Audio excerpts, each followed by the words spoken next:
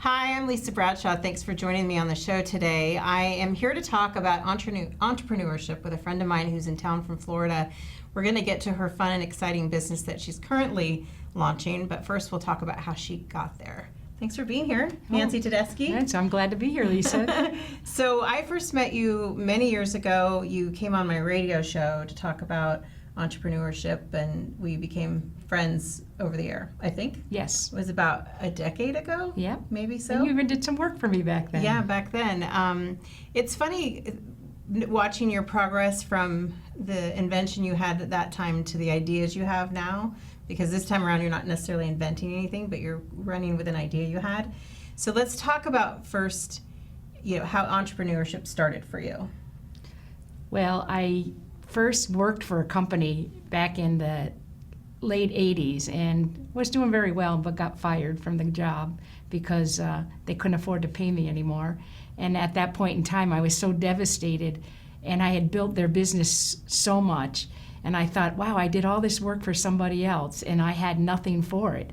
So at that time, it was like the worst day of my life. But at that moment, I said I would never work for anybody ever again in my life, and I never did.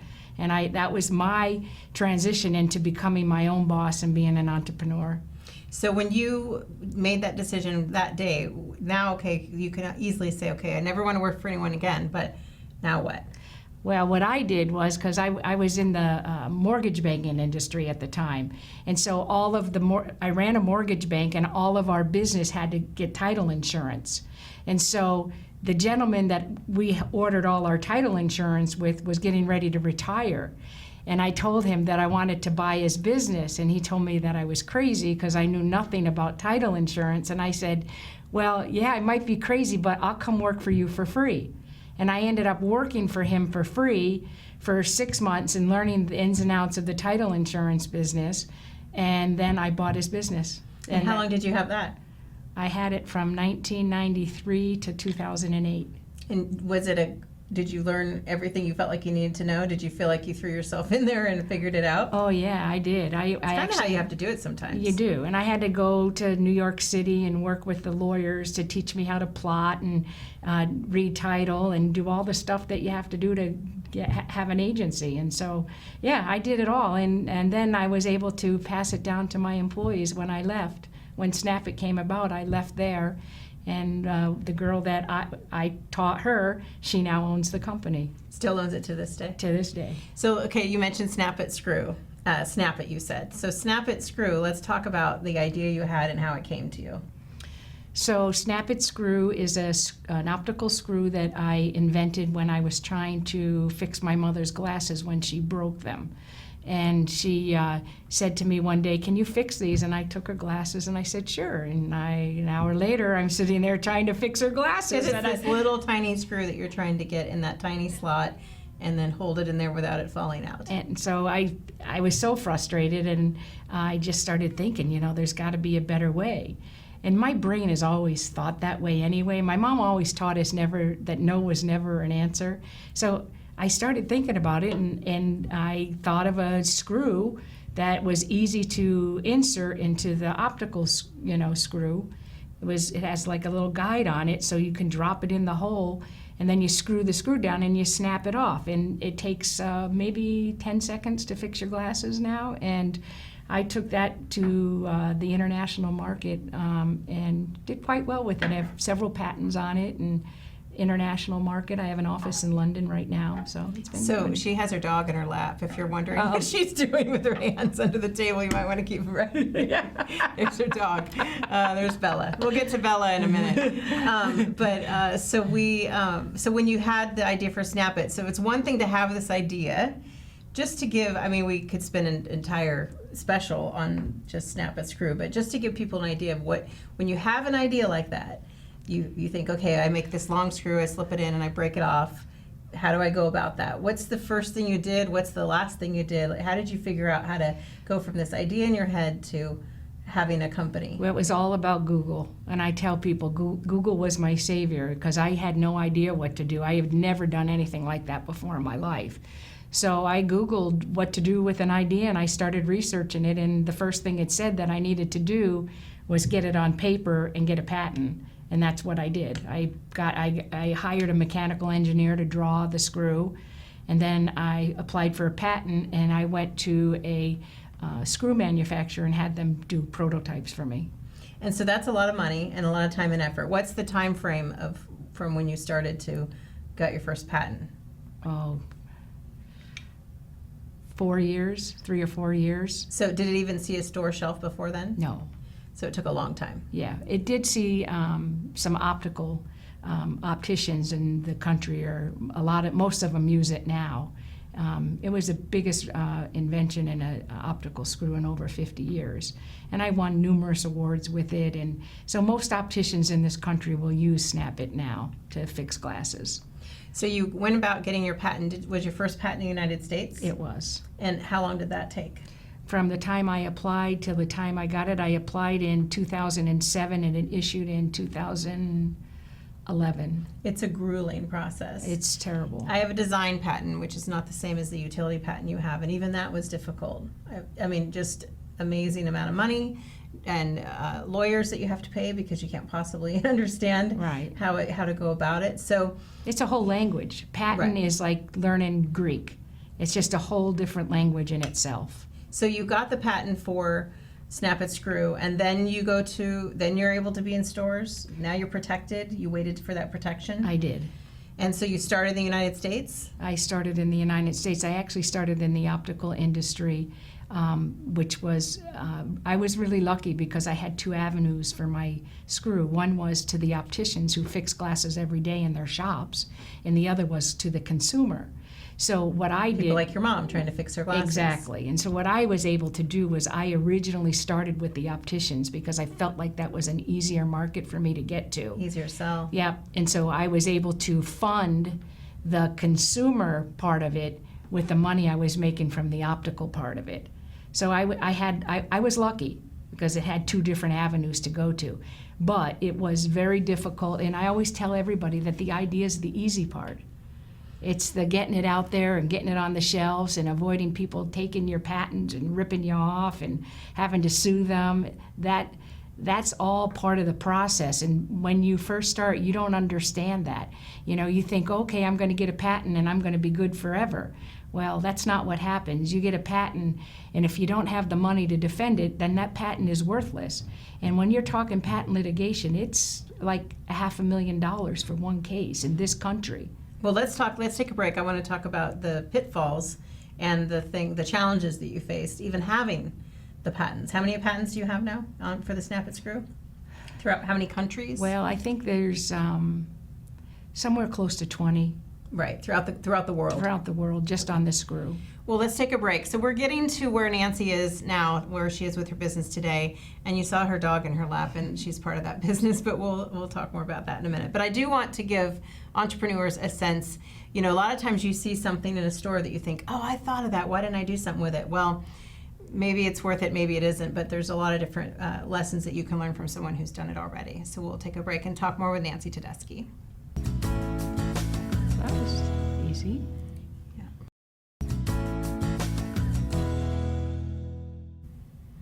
Hi, we're back. We're talking about entrepreneurship today on the show. I have a guest here, Nancy Tedeschi, and she has about 20 patents we figured out throughout the world, but she has recently started a business that didn't require a patent at all, just a lot of passion. But we're going to wrap up what we're talking about Snap-it Screw, because I want people who are watching who had an idea and they think, oh, all I need is a patent and then I could get that idea out. Sometimes it's not just about the money it costs to get a patent, but then what do you do once you have it? How do you get to market? And then also, how do you protect yourself? You've been in litigation. What you told me when we were at lunch before the show today, what is it you said about what you would have done differently had you known? Yeah, so right now my screw is made in China.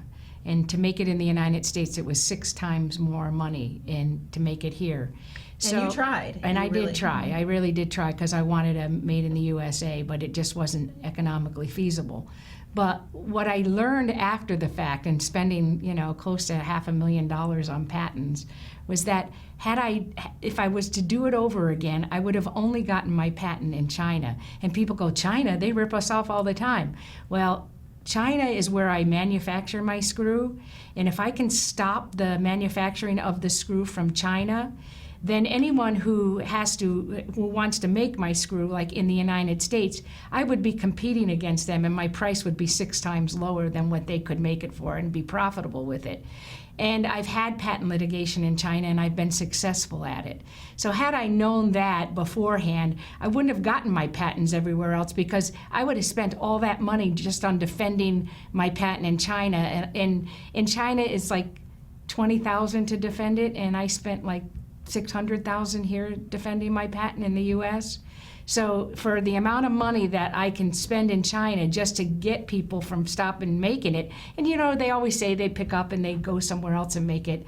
They do, but then if you catch the same company more than once, it even gets more profitable for you. I could actually make a business on suing people in China, just getting money from them for ripping me off. And you own it, so but defending it, what would have happened if you hadn't been able to afford to defend it? You just would have had to give up very early on. Oh, way early on. And you know, and that's a decision that you have to make right up front. I mean, people don't understand that, you know, if you get a patent, you know, it's probably $10,000 to get a patent. But to defend a patent, you're talking $500,000 or more. And so, you know, make sure your eyes are wide open when you go to apply for that patent. Yeah, it's nice to have a patent, but it doesn't do you a bit of good if you don't have the money to defend it. So you do a lot of mentoring with entrepreneurs who are starting out, who reach out to you. You give lectures and speeches across the country. And what are maybe the first 2 or 3 bits of advice you give to people about having an idea and when it involves needing a patent? Well, I explain the process to them about, you know, being able to defend it. I think that's the number one thing that people have to know about is defending. You know, it's easy to get, or not even that easy to get, but if you do get it, it's the easier part of than defending it. So I talk about that, and I also talk about, you know, a lot of people when they get into business, they want to hire people to help them do certain aspects of the business. I like to tell people for the first year, don't hire anyone. Keep it in yourself and have a passion for it, and that passion will turn into success. Because if you start to give your business to other people, they don't have the same passion that you have. And I made a lot of mistakes by hiring people that I should have never hired to try and help me market it and stuff, and I fell into a lot of traps. And when all was said and done, when I took it back is when it became successful. Yeah, I've worked with you in your office at different times, and you're literally the person on the phone trying to get on a TV show or write a press release or doing your own social media. Even now for your new company, you do your own social media every day. I mean, sometimes at some point you do have to give some of that up. But in the beginning, you're in the beginnings of another new business, which we'll talk about in a minute. But in the beginning, you kind of have to take that ownership. One of the things when I start, what I would spend a lot of money on getting a logo done, or somebody building a website for me, or paying every time I had to update a website. So I just taught myself how to do those things, so that for me, usually my ideas, that's what they require, not a patent, but a logo and branding. So that's what I learned to do, so that I didn't have to pay somebody to do it. Yeah. And a lot of times people have an idea, they don't even know how to build a website. So right away they got to pay somebody to do something like that. That I still paid somebody to build my website, because I don't have that expertise, you know. But I'm talking about more of the going out there and selling it, going out there and, you know, going to the trade shows and just taking that part of it and controlling it. Right. Because being the face of your business. Exactly. And getting behind your own brand. Right. So now that you have made your way through Snap It Screw, what is your day-to-day, like how much work do you do on in a day? I know you sold the rights to a couple of other countries. There was royalties involved. So how much is Snap It Screw a part of your day? It's still a part of my day. I still sell online, and I'm the one that still ships it out. But not.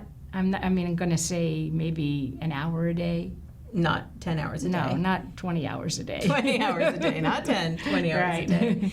Well, let's take a break. When we come back, we're going to talk about your new business and your passion for it and how exciting it is. And it's colorful and fun. And I've known you a long time, and I haven't seen you smile so much as this trip, sharing everything with us, your friends who we met with a couple of nights ago. So when we come back, we'll talk about the new business that Nancy started and how it came about.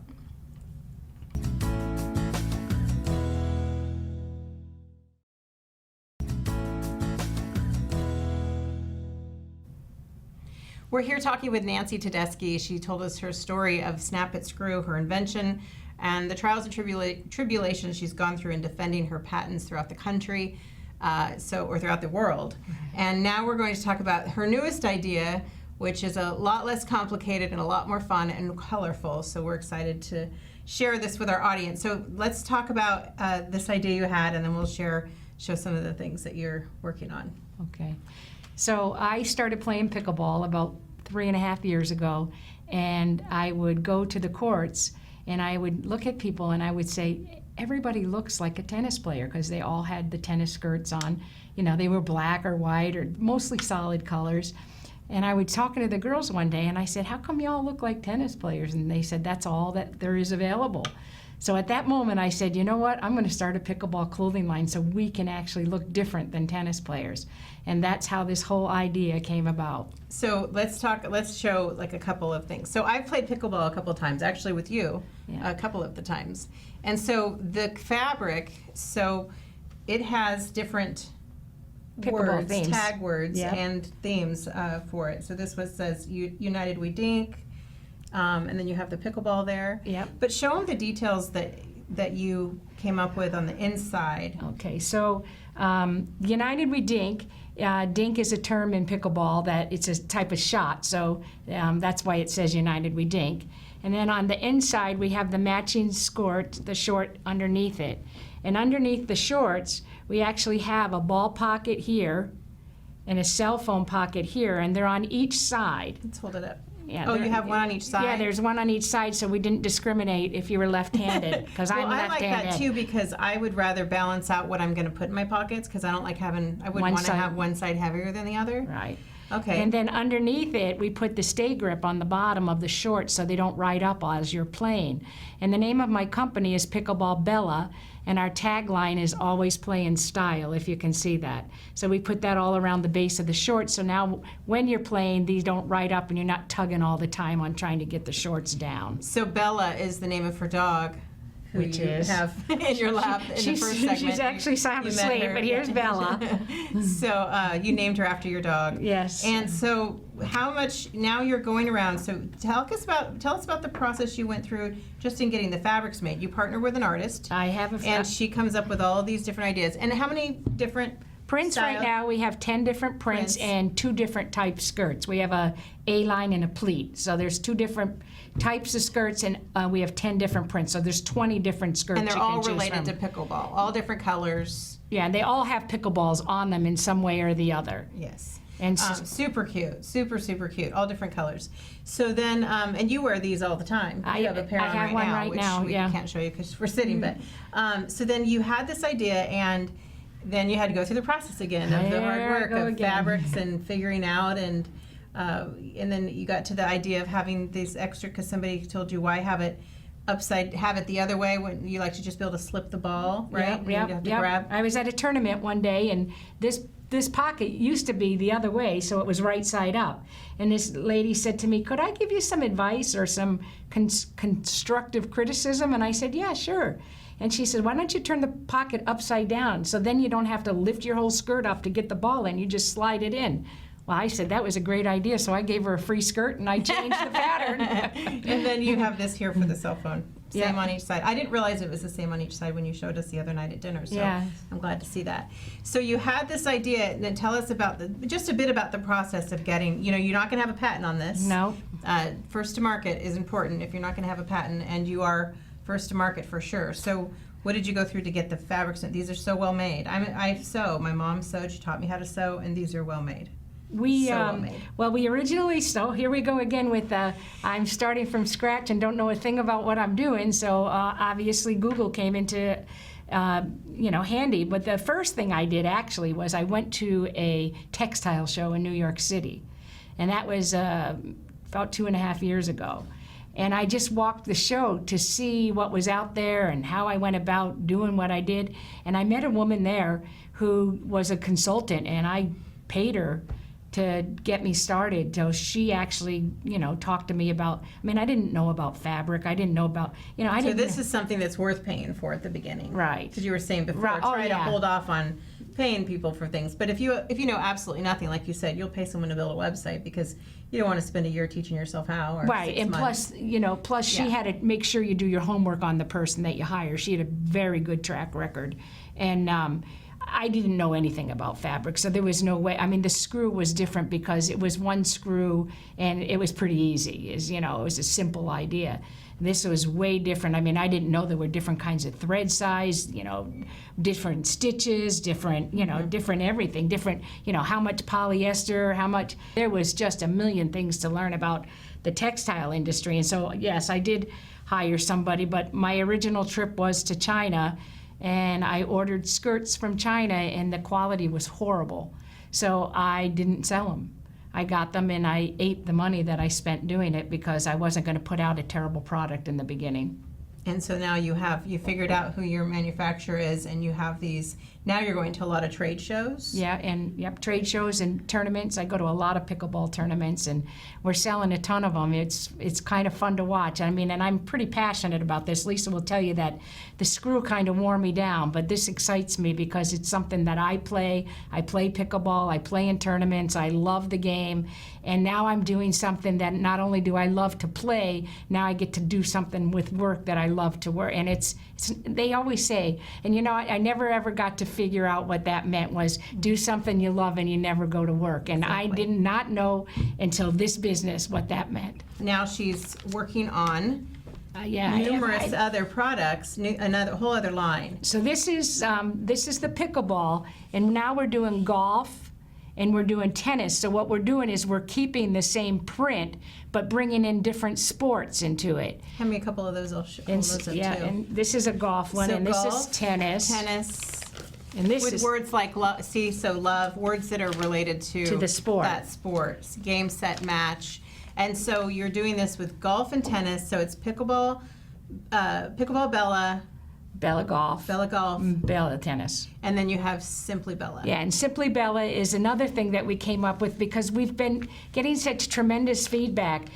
Some women don't play a sport and they want to wear our stuff.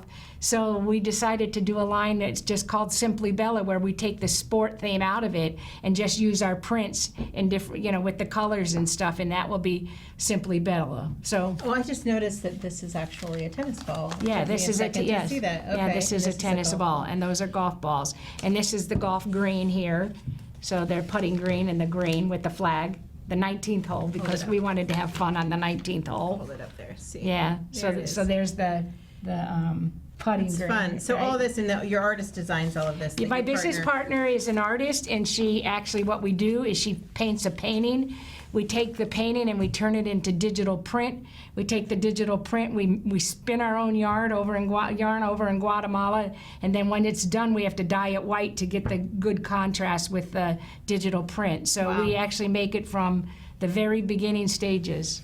So we have 30 seconds. How do people find your product and find out more about ordering and wearing all of these great things, all of these great items? Yes, go to pickleballbella.com, and we're also on Amazon. If you go to Amazon and Google pickleball skirts, you'll see them. Our golf and tennis line should be out within the next 90 days. And you'll be able to find those in golf and tennis shops throughout the country. So you're going to do those at wholesale. Yes. All right. Well, gosh, that's a lot of information. Thanks so much for being here. Thank you. Pickleballbella.com is the name of the business, and you'll be able to find all of these lines on there as she goes out to golf and tennis. What I like to tell people about Cheap Fitness is you'll never get bored here, and you'll never be judged. My top priority is making sure people feel welcome here, no matter your age, experience, or ability. The majority of new people that come through our door, they've never even put on a boxing glove. That's why our staff is here to help you and show you through the ropes. It's hugely empowering. I mean, you walk out and you feel like you've accomplished something. The Toyota RAV4 is the best-selling SUV in its class. The legendary RAV4 started selling in 1994 as Toyota's first compact SUV. In addition to the gas engine RAV4, Toyota is the only brand offering 4 hybrid trim levels. Its cabin serves up a sleek design, and rear seat passengers enjoy plenty of room. Come test drive a RAV4 at Town Toyota today. The best-selling SUV just got better.